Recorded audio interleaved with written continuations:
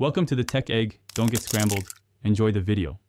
You start by confirming your phone actually supports RAW. Check for DNG or Camera 2 API Level 3. Next, install a RAW-capable app, Open Camera, or a Pro app, because stock apps often compress. Once installed, open the app and immediately enable RAW/DNG in capture settings. Choose where files save and verify free space. Make sure to allow permissions for storage and camera. Without those, the app cannot write RAW files, so grant them now and proceed to framing your first shot. You now dial in exposure manually so RAW captures full latitude. Set ISO low for minimal noise, then pick shutter speed for correct brightness.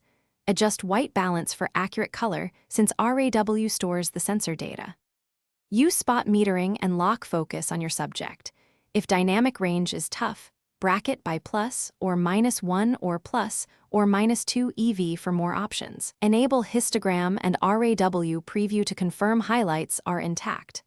Take a test frame, inspect the histogram, and tweak exposure before continuing to batch capture. You finish by confirming each image saved as a DNG file and noting its size. RAWs are large, so watch storage.